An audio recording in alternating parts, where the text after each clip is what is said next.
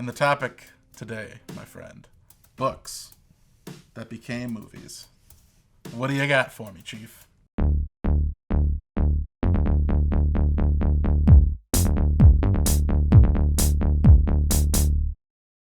Welcome back, everyone, to the Peanut Gallery. If you enjoyed this episode, consider sending it to one of your friends, and we are ready to dive in. There's this huge dilemma in Hollywood about IP, and everyone's struggling to make new original ideas. That's pretty established, right? Mm-hmm. So someone along the way had this brilliant idea that they're like, hey, instead of inventing something we have to take a risk on, there's this great thing that just came out. It's called a book. Have you ever heard of one? Dude, no way. What do you like? How do I stream that? Las palabras vitae.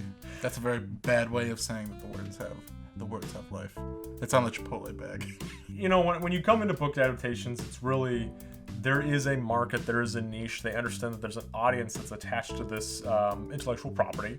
And so they're like, hey, let's make a movie of it, because then we can essentially sell the same story to the same people again. And that's kind of what book adaptation movies are to me. Nothing against can it be good or bad, just strictly, that's my understanding of why they exist. Hey, movies, it's all about entertaining, but it's also about making money. Because there's always going to be that one person like, the book is far superior than the cinema, Typically, a Hollywood script, the spec script, has an extremely rigid box that has to fulfill, and books don't have those rules. So when you transfer a book story into a movie story, there are different flavors, Like, you could not like a book, but love the movie, just because there's differences. There's no pure translation. But hit me. What do you got? When I tell you what is a movie that started off as a book that you love, what comes to your mind? So I gotta go with S.E. Hilton's The Outsiders. We had to read that book, I think, in 8th or 9th grade in high school. And it's just the classic, probably one of the most quoted things of movies and books is the "Stay gold, pony boy." That's classic. That's timeless, and I hope 50 years from now, 8th graders in the future are reading that book. It's like Grease Lightning, but better, and in a book. Classic of the rich kids versus the rugged, leather-wearing, slicked-back hair kids. I have to admit, I'm sitting here, and it's totally over my head, because I've never heard of this book. I never had to read this book. Vermont, what are you doing? But that was, pretty tough. Everyone's carrying pocket knives in that movie.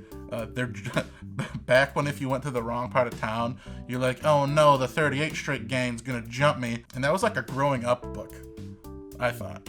Because the characters, although young, he's smoking cigarettes.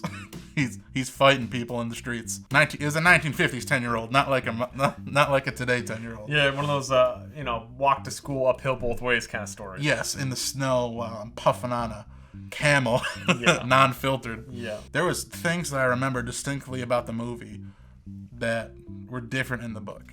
And one of the other outsiders, whose name I forget, he's obsessed with Mickey Mouse, and they just totally botched that in the movie. The other character is obsessed with Mickey Mouse, but not the same character in the book. It's one of those things where I'm watching it and I'm like, did they even read the book? It was oh, they say Mickey Mouse in one of them, so throw a Mickey Mouse t-shirt on one of the kids. Patrick Swayze, man, is in that movie. Really? He's the older brother who beats the crap out of everybody in the movie. That sounds like Patrick to me. Oh, it was great. It was great. What can be sacrificed from the original source material to make a better movie, and what really needs to stay in its core? And that's why, personally, I think having to adapt a book into a script is probably absolutely terrifying, especially knowing if you're going into, there's a fan base that loves and breathes and eats this. Thankfully, you're probably already going to get all that audience in the box office, but, ooh, you could be hated. Yeah, absolutely. Just because I read it the most recently.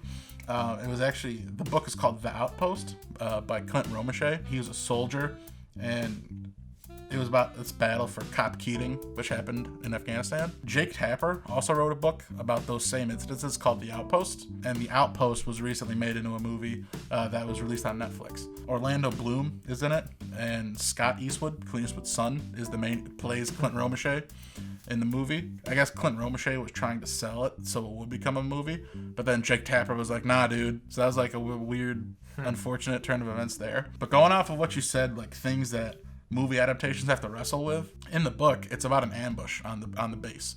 And in the book, it sounds like way more big of a deal. And he actually got Medal of Honor after the fact, about a couple years later. And in the movie, 2 people, and it's over in like 30 seconds. Like, it's, in my opinion, it's not. From reading the book, in my mind, I'm like, oh my goodness, like that had to be super terrifying. And it seems like it didn't get its justice like done for it in the movie, because it's like, oh, 2 quick shots with the sniper rifle in the movie, okay, that problem's taken care of. In a book, you typically have 350 to 450 pages to explain things. Right. When in a movie, you only got maybe 2 hours and 20 minutes. But I was kind of disappointed in that, because that was like the turning point in the book, and it didn't seem to make that big of a deal in the movie. That leads into another great dilemma with book to movie adaptations. We have so much material, we're going to split a book into 2 movies. 2 movies out of 1 book. Even It, part 1 and part 2, that was like a TV special. It all boils down to, how are you going to respect this IP? It's like Mr. Krabs,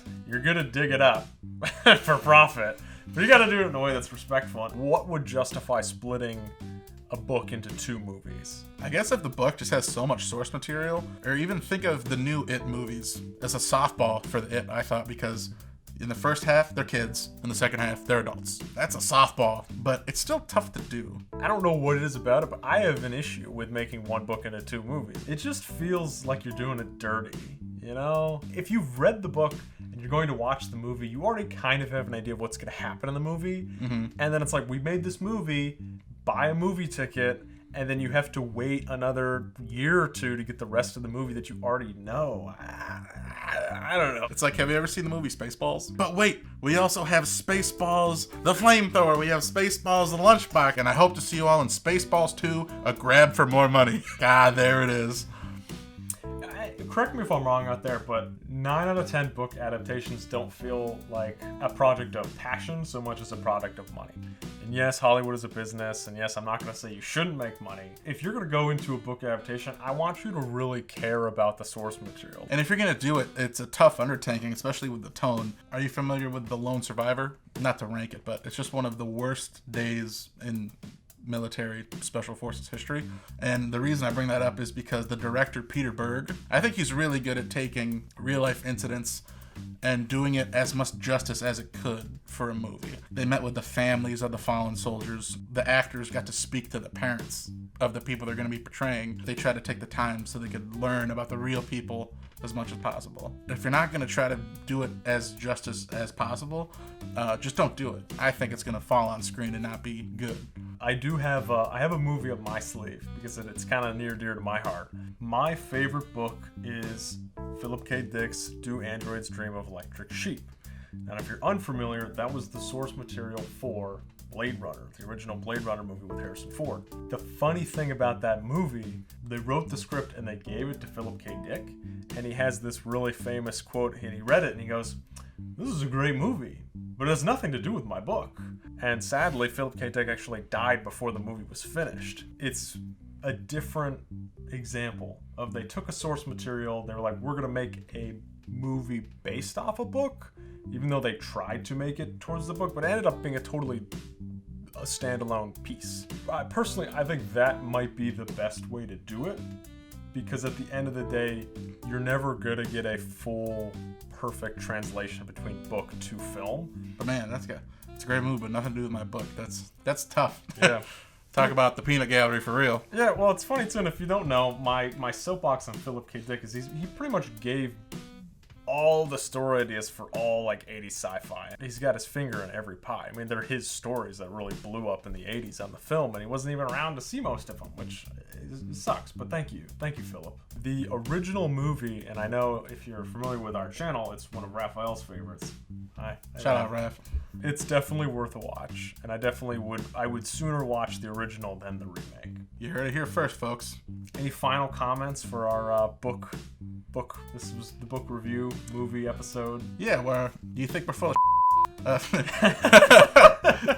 I mean, yes, yeah. But what is yours? What other books that you think other people should read? What other books do you think would make themselves good movies? If that ever turned out to be a thing, let us know. We love discussion. Yeah, I'm really excited for this one because there's a lot of sometimes book movies can kind of get niched. So we really want to know what book have you read that became an awesome movie for some reason?